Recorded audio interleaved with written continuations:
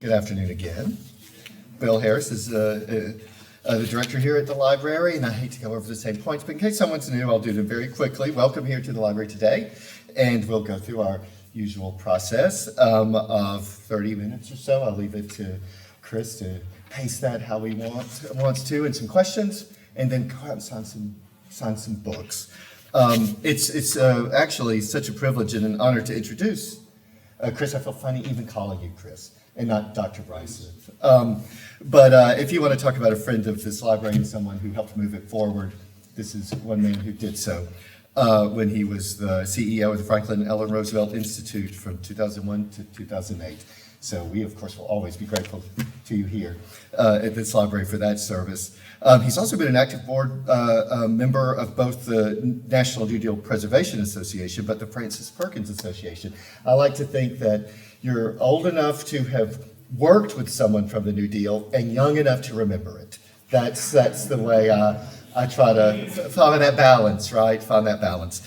But seriously, he has a remarkable background, a remarkable set of experiences, especially with Frances Perkins.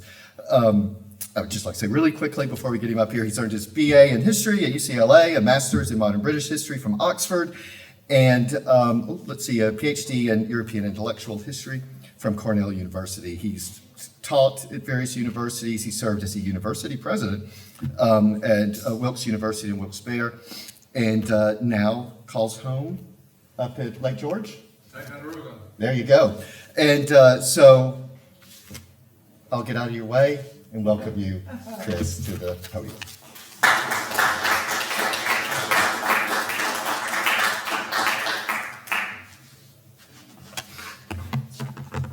It is good to be home in Hyde Park. Now, I've been in this room for 3 sessions, and I've had trouble hearing.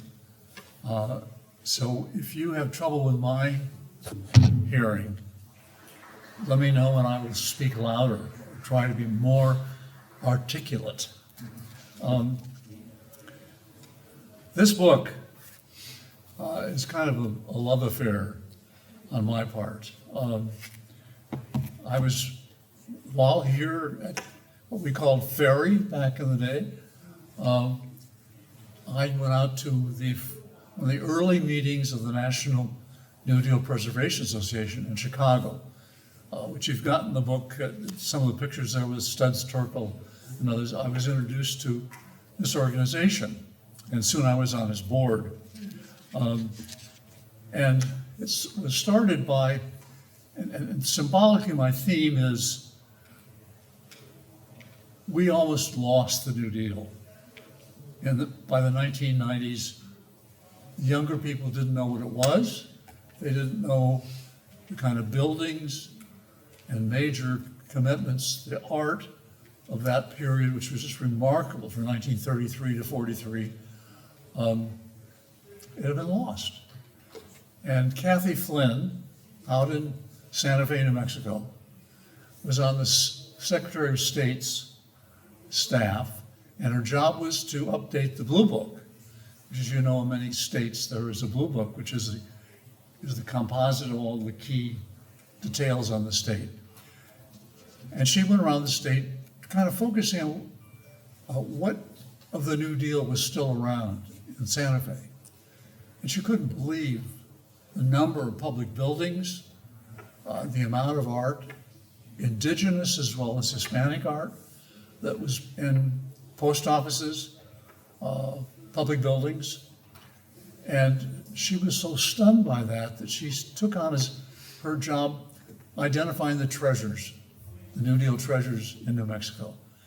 And after she'd done this for 2 Blue Books, she asked her boss, the Secretary of State, can I reach out to other secretaries of state around the country and bring a conference here to Santa Fe and ask what they might do to discover the treasures in their states?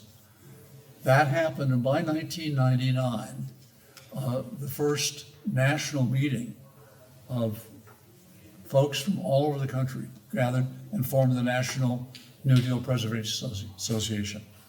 And Kathy was the Energizer Bunny. She was the conceptualizer of this organization. So the book is really dedicated to her.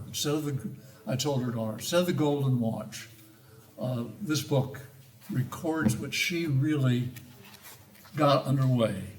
And when it came time to think about this book, it is eclectic, like the New Deal.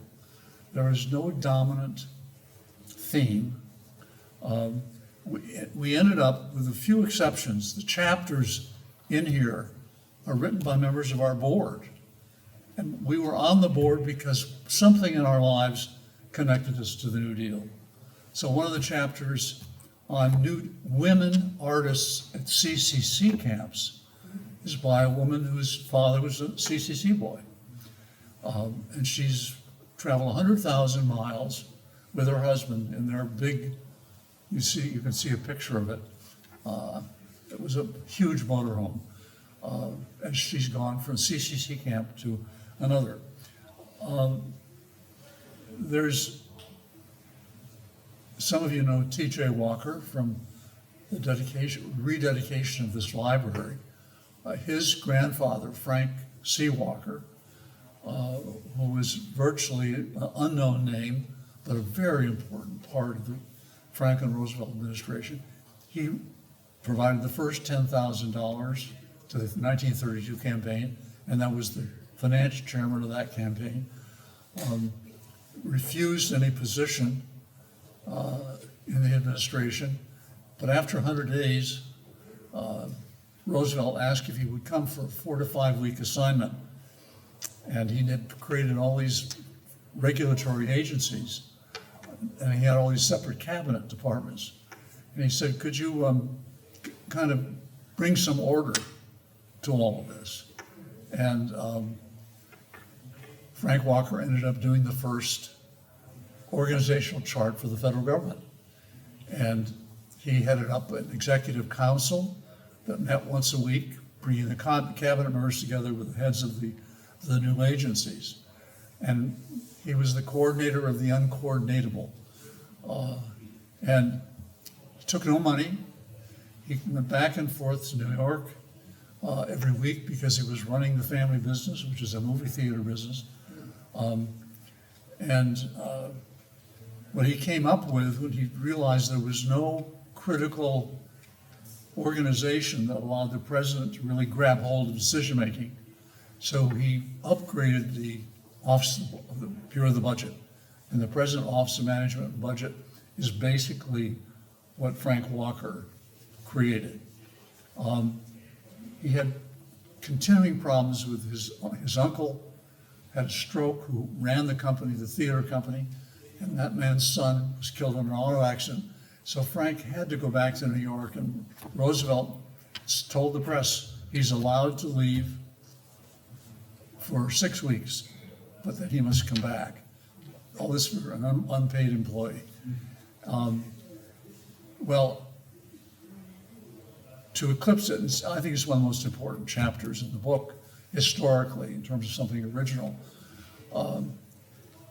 He came back to head up the $5 billion work program that came in 35, which was basically between Harry Hopkins and Harold Ickes. And all the applications came to him. He and his staff had to evaluate them and figure out whether they went to the PWA or to the WPA. And the press treated his occupying that position as the most protective way for that money to be spent. And so he went back to private life to run this, staying always coming down to Washington for special meetings. And then Roosevelt asked him to help figure out a library for his papers. So Frank Walker, and you can see his name on the plaque, the library. He helped come up with the concept of the presidential libraries, which was that they would be funded privately and then taken over by the National Archives, which has been the case ever since. He raised all the funds for this library. And when the dedication came in 41, shortly after Sarah had died, he was the MC, and he presented the whole thing. Then, in 1940, when Roosevelt was playing games with the Democratic Party in terms of being renominated, he became, because Jim Farley was really ticked off and he quit, he became Postmaster General, which he was throughout the war. So all the wartime mail, to get mail out to the troops, was all handled by Frank Walker. And the last phone call that Roosevelt had from Warm Springs was with Frank Walker and his son, the father of our friend TJ, because he had the commemorative stamp for the United Nations, which he was very eager to get to Roosevelt. You all know that Roosevelt had written his speech that he never got to deliver, but was part of the dedication of the new United Nations. So, and when Roosevelt died, a couple of weeks after the funeral here, there was a local memorial at the Rose Garden. And Frank Walker was the MC of that, and his remarks are in the book. More interestingly, and potentially for Christopher, is that we've included his speech that he gave in October of 1940, in which it's a total justification for why the U.S. should be in the war. And this coming before that election, when Roosevelt was resisting Wilkie's charge that he's getting ready to send our boys off to war. Walker was such an alter ego for Roosevelt that this is really a statement of what Roosevelt was thinking at the time. And in that speech, which is at the very end of the book, he uses the word Holocaust to describe what is going on in Europe. So that's a little nugget that's in here for people interested in that. We've also, just at the very beginning, have all of the agencies and programs in chronological order so that you can know what the New Deal was. There's a wonderful short chapter by Bob Lineker, who's one of the historians of WPA architecture, on what he regards as some of the really magic productions which continue, like in San Antonio, the River Walkway and National Airport, which I understand goes by another name now. There's a detailed story by a woman on what was done in Pikes Peak to improve that area, to do flood protection, and her father was one of the muralists, and we have pictures of him, a picture of him doing the mural, and then the final mural, which is in Colorado Springs.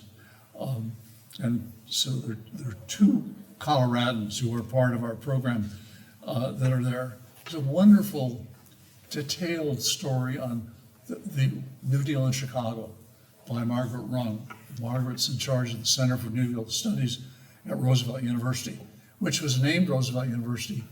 After FDR died, it was going to be Jefferson University, but as part of the response to the president's death, Eleanor agreed that it was be named for Roosevelt, and it was to be for both of them. So she became a member of the board, a very active member of the board till she died. And Margaret has done a beautiful job on showing just the range of things that happened in Chicago, all of which that she highlights are still there and are part of including the Jane Addams housing project, which shows the pictures of the great animals in the courtyard for kids to play on. She and I did one on the memorials around the world to Franklin and Eleanor with some great visuals on that.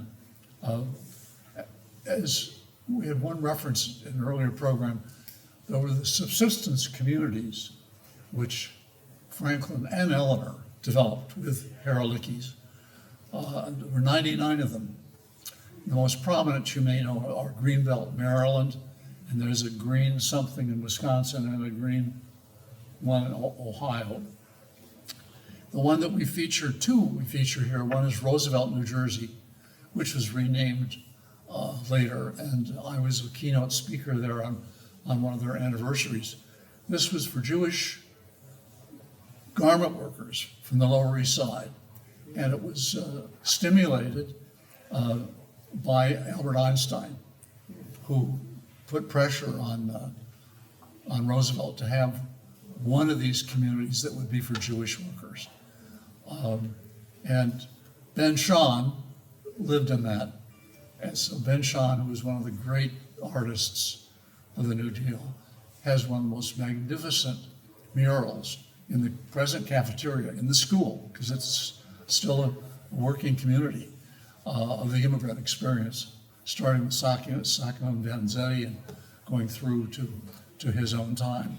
And his son, Jonathan, actually did a huge bust of Roosevelt, which is out in an amphitheater that I spoke at when I was there. And Eleanor dedicated that. It was the last public appearance she made before she died. The other subsistence community is Dyess, Arkansas, which was the home of Johnny Cash.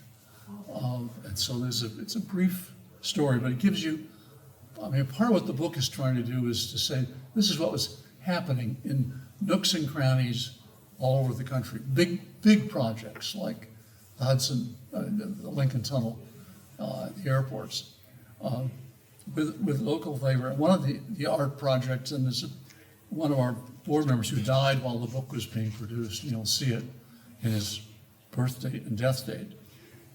His dad, who was an immigrant from Serbia, became an artist, and one of his good friends who was in their house all the time was Jackson Pollock. And whenever Jackson Pollock came, he started tippling, and that meant that this guy's father started tippling, which really bothered his mother. And they had an experience when our friend was 7 years old. They went out to visit Jackson Pollock at a farm in Bucks County, Pennsylvania. And they had an accident on the way, and it's all accounted for in this brief memory. And the little boy was sent to bed, and he heard all this noise. And he came down into the living room and looked, and there, drunken, his father and Jackson Pollock had spray guns, and they were spraying this canvas and then working around with their hands. And he figures that was where Jackson Pollock started his spray painting. We focus on some personalities. I mentioned Frank Walker. I think that's, for those of you who are into the details of the politics of the Roosevelt administration, will find probably the most interesting chapter. But we also have my chapter on Frances Perkins, and it accounts for my interaction with her when she lived with us at Cornell. And because I got involved through this organization and then the NDPA, I got involved with the new Frances Perkins Center, became a member of the board and longtime chair, and just have been there today it's opening officially as a national monument, one of two in Maine, the other being Acadia. So my account of Miss Perkins, both as a historical figure and a key member of the Roosevelt administration, is there, but it's also a personal account of letters that she wrote me and my wife. But there's one quotation that I generated that I give a lot of speeches on Miss Perkins, and felt very close to her. And I asked at one of our programs at the Frances Perkins Center up in Acadia, in Bahaba, if Dan Cohane would reflect on how Frances Perkins broke the glass ceiling for women. And she had been president of Wellesley for 12 years and president of Duke University for 10 years. So she was a glass ceiling cracker herself. And this was her comment. Frances Perkins was a true pioneer, of course. There had been strong women leaders before her. Cleopatra, Elizabeth of England, Catherine the Great, Abbess Hildegard of Bingen, M. Carey Thomas at Bryn Mawr, Jane Addams at Hull House, and Florence Nightingale. Yet each of these impressive leaders had the opportunity to lead either A, because dynasty trumped gender and their royal blood made them female ruling monarchs, or B, they were savvy enough to take advantage of marriage to ruling men and succeed them in power, or C, they rose to prominence in areas traditionally associated with women: nursing, social work, convents, and women's colleges. Perkins was probably the very first woman in the history of the modern nation state to occupy an official position of significant political power because of her own qualifications and accomplishments. Let me read that again. Perkins was probably the very first woman in the history of the modern nation state to occupy an official position of significant political power because of her own qualifications and accomplishments. As I'm sure many of you know the story, that when she of course had worked for Al Smith through all of his governor's terms, and then she succeeded with Governor Roosevelt and became his industrial commissioner, which is a top position. And then he wanted her to be Secretary of Labor, and was being pressed by Eleanor and other people to name a woman to the cabinet, but particularly Frances Perkins. And when she had the critical meeting at the house on East 65th Street in February of 1933, she had at home a husband we now know had bipolar disease with no remedies at that time, and a daughter who was bipolar, and a demanding, difficult personality. And Herbert Lehman, who had just been elected governor, wanted her to continue as Commissioner of Labor, which would allow her to keep her domestic arrangements going. So she figured if she was going to say yes to Roosevelt, it had to be worth her while. So she laid out, and she told me she'd written this on an envelope.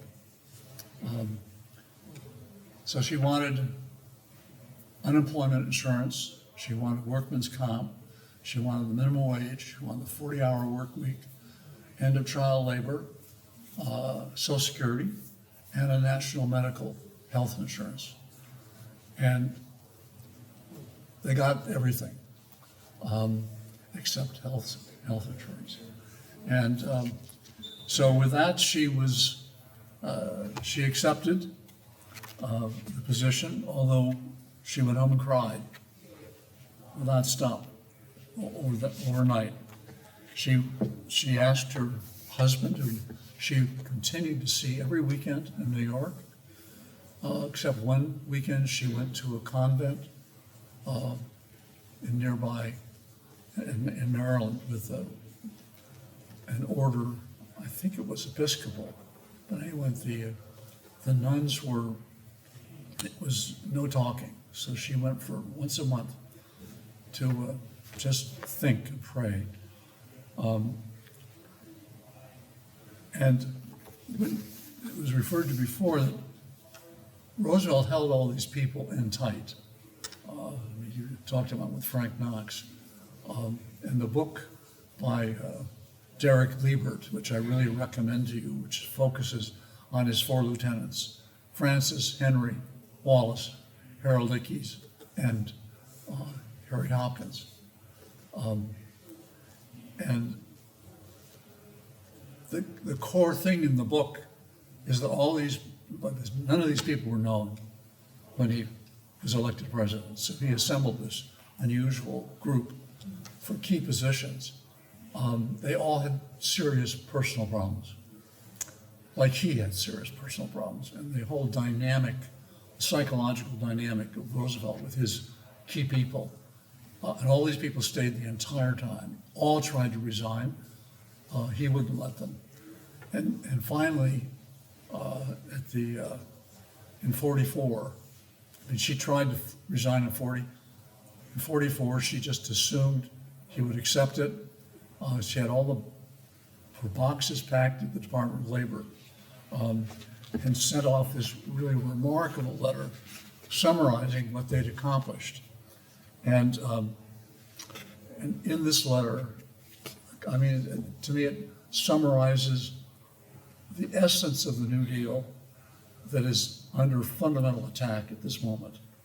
I mean, there's virtually no part of what Roosevelt accomplished, particularly in the first 100 days, that is not being torn apart as we sit here. So getting a sense of what the New Deal legacy really was, I think is crucial for younger generations of people to know as a norm, as a standard that we at least know we were capable of under another set of circumstances. This is Frances to the President. The marked improvement in the condition of work and living which the plain people of this country now enjoy, the significant new humane, democratic, and fraternal attitude with which most Americans now regard not only these new practices, but also their fellow citizens, is evidence not only of the success of your leadership in this field, but also of the vast gain in civilization in these 12 years. These social and economic reforms of the past 12 years will be regarded in the future as a turning point in our national life, a turning from careless neglect of human values and toward an order voluntarily established by the people through representative government, of mutual and practical benevolence within a free, competitive industrial economy. To which the President responded, "Dear Frances, that is a tremendously interesting letter of yours and shows concisely and clearly all that you have accomplished in the Department of Labor. There are many other things to do, matters with which you are familiar. And as I told you on Friday, your resignation is not one of them. It is hereby declined. Indeed, it is rejected and refused. I will see you as soon as I get back. As ever yours, FDR." Well, it was coming back from Yalta, and she had just a few weeks remaining in that job, and Mr. Truman honored her desire to leave. Two other rather interesting portraits in here. One is from David Wallace Douglas about his grandfather, Henry A. Wallace. And David is a wonderful human being. And I think it's a candid portrait of his grandfather. I had the great pleasure at Cornell of leading a seminar of Wallace and Perkins when I was 23 years old. And had 2 days with him, which was, so I had, and the picture of the two of them in here is one I took standing in front of Forsythia in full bloom. The other is a brief sketch of Harry Hopkins by his granddaughter June Hopkins, who herself is a historian, has written a couple of books. So part of what we wanted to capture were some of the key personalities. And finally, there's a great deal of art in this book. There's the CCC women artists that Kathleen Duxbury got, but also a wonderful, my co-editor, David Lembeck, has done the murals in Pennsylvania post offices. And some of he took pictures of these murals before, in the first Trump administration, came down that we were no longer allowed to take pictures of the murals in post offices. And unfortunately, several of those reproductions were burned in the executive mansion in Harrisburg, where this exhibit was recreated for the American people. And finally, there's a long section on some special film festivals that focused on the filming and documentaries of the New Deal done by Pere Lorenz here on the site of the library. It gets you a sense of, the Republicans of course call it propaganda, but it was an attempt to look at what was happening on the farms, what was happening in the cities, what was happening environmentally. And then I conclude with looking to the future, and the book is New Deal, Looking Back, Moving Forward. And it's the Economic Bill of Rights, which was part of the January 1944 State of the Union address by the president. And just bear with me and think about this as an agenda for our future compared to what we're talking about right now. It is our duty, I won't try the accent on this, it is our duty now to begin to lay the plans and determine the strategy. This is all before D-Day. This is before the invasion. Determine the strategy for the winning of a lasting peace and the establishment of an American standard of living higher than ever before known. We cannot be content, no matter how high that general standard of living may be, if some fraction of our people, whether it be 1/3 or 1/5 or 1/10, is ill-fed, ill-clothed, ill-housed, and insecure. The Republic had its beginning and grew to its present strength under the protection of certain inalienable political rights, among them the right of free speech, free press, free worship, trial by jury, freedom from unreasonable searches and seizures. They were our rights to life and liberty. As our nation has grown in size and stature, however, as our industrial economy expanded, these political rights proved inadequate to assure us equality in the pursuit of happiness. We have come to a clear realization of the fact that true individual freedom cannot exist without economic security and independence. Necessitous men are not free men, quote unquote. People who are hungry and out of a job are the stuff of which dictatorships are made. In our day, these economic truths have become accepted as self-evident. We have accepted, so to speak, a second Bill of Rights, under which a new basis of security and prosperity can be established for all, regardless of station, race, or creed.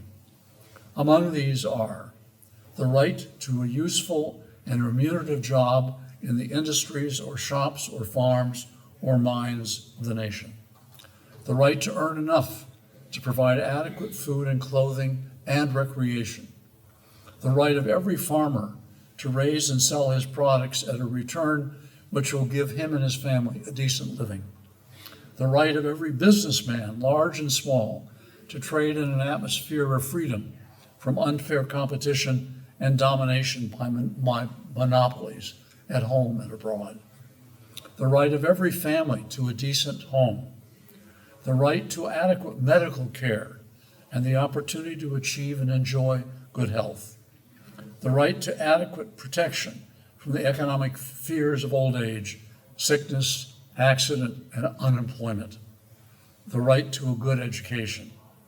All of these rights spell security. And after this war is won, we must be prepared to move forward in the implementation of these rights to the new goals of human happiness and well-being.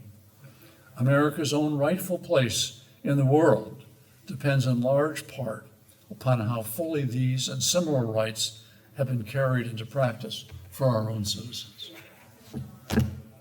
Questions? Comments?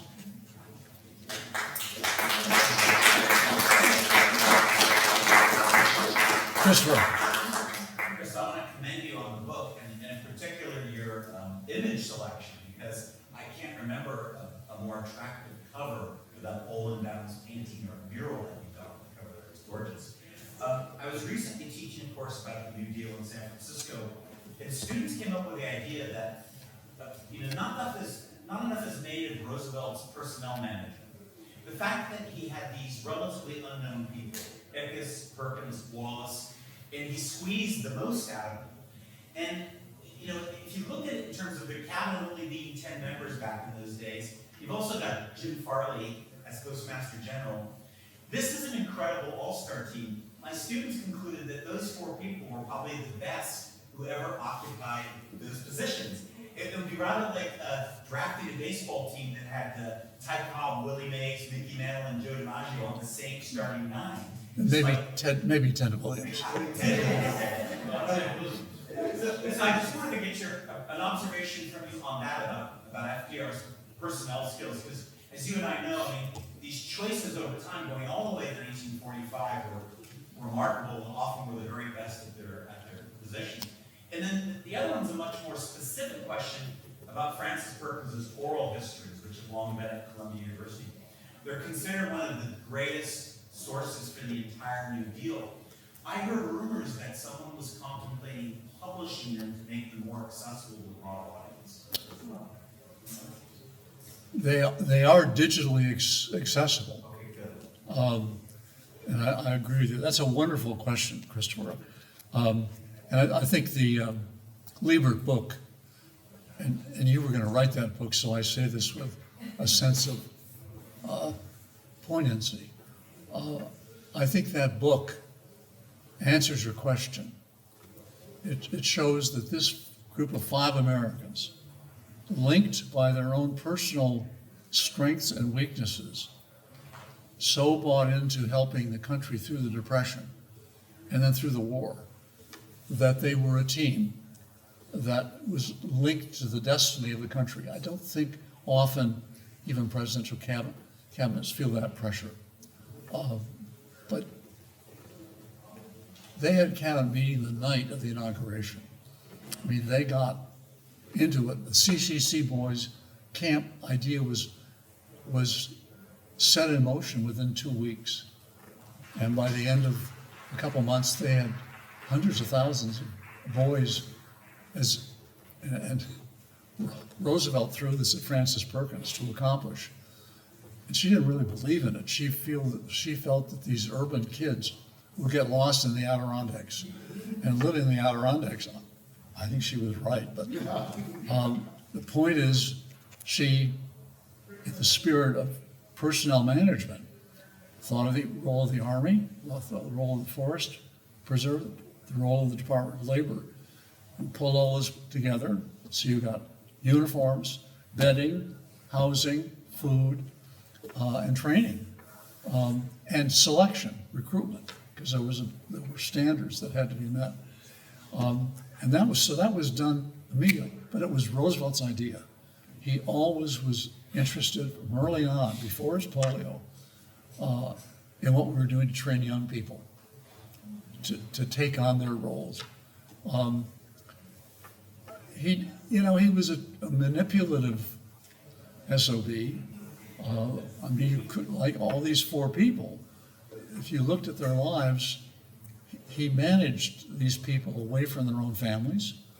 Louis Howe, I tried to get Louis Howe's son to create a chair here in the library. He was still so mad at FDR because they never saw their father. He literally lived in the White House and was determined to make FDR president. So part of what Roosevelt had was a kind of charisma for the people close to him, that once they let themselves in the door, they couldn't get out of it again. And of course, this was a guy that couldn't do anything on his own. He couldn't go to the bathroom on his own.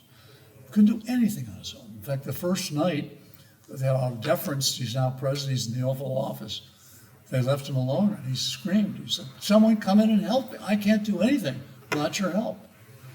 And so the ethic of mutual assistance, which is an optimal attitude in any organization, and rare when you get it, I think he lent to the federal government.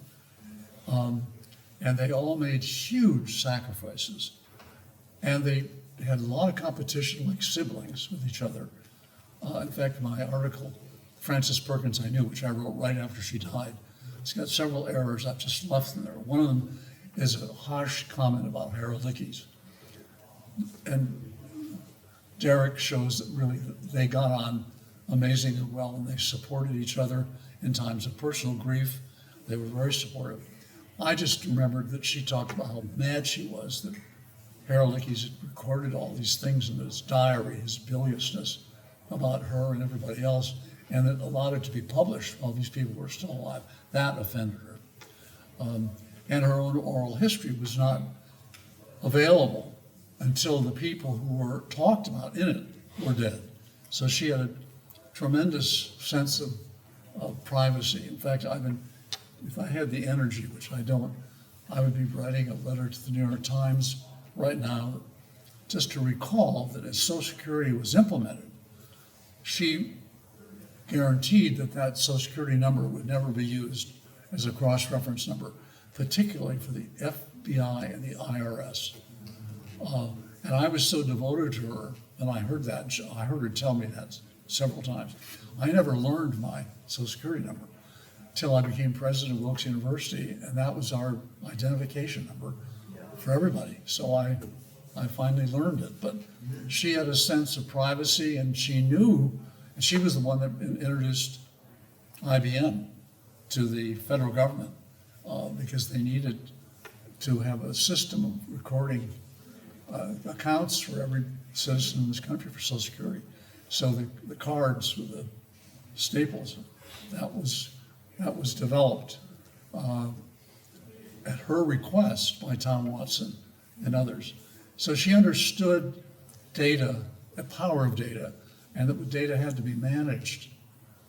And once Watson got his foot in the door, he became a critical part of the whole war effort in using computerization as we dealt with the huge numbers of things. But I think the management of people, he couldn't fire people.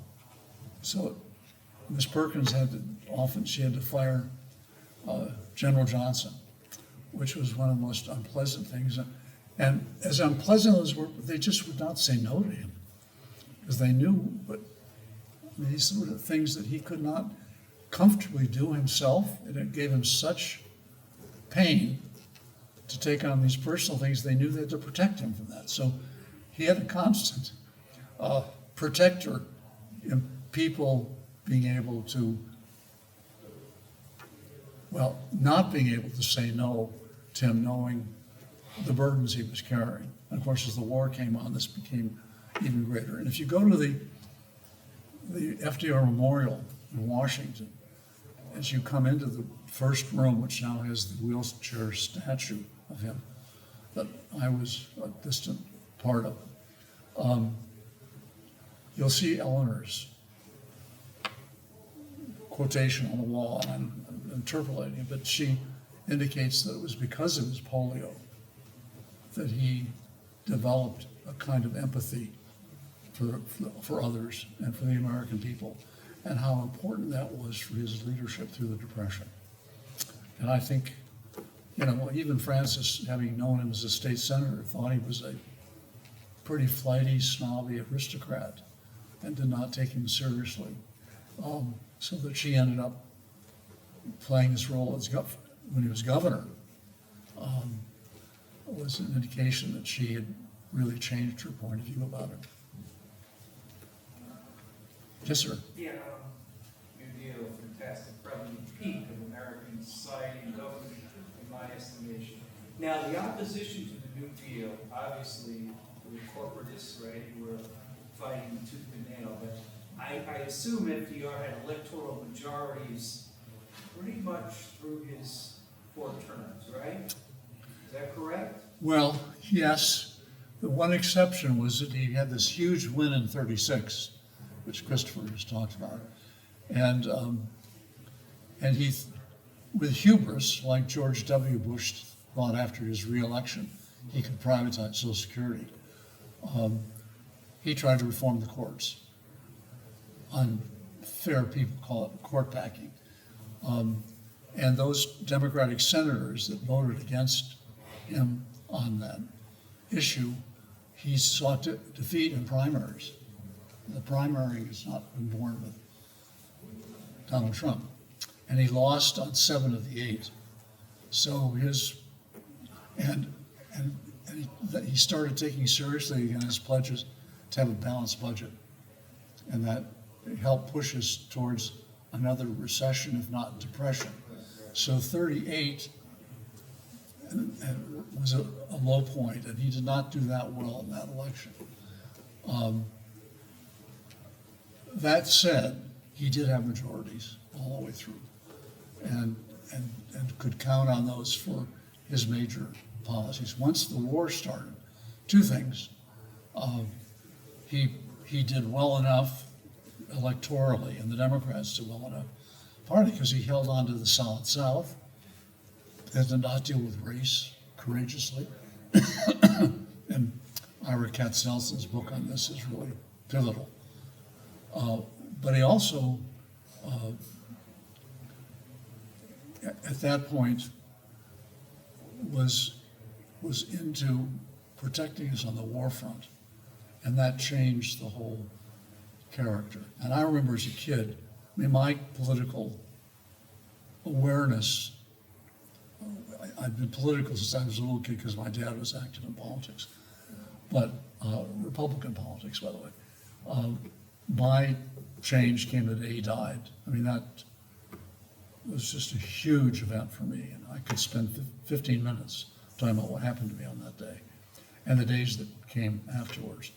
So that was a sense that I can even feel now, that even if you were opposed to him, and that man, he was huge in our collective understanding. So my question, Mike, would be, let's say in the future, you talk about the New Deal, right?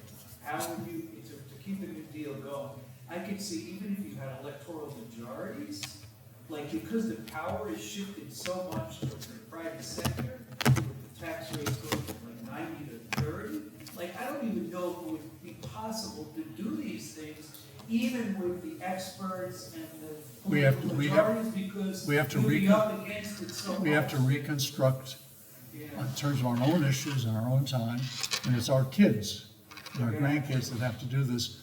And part of what I'm trying to do in this book is to find an easy way to dramatize what another generation did in terms of the issues it faced.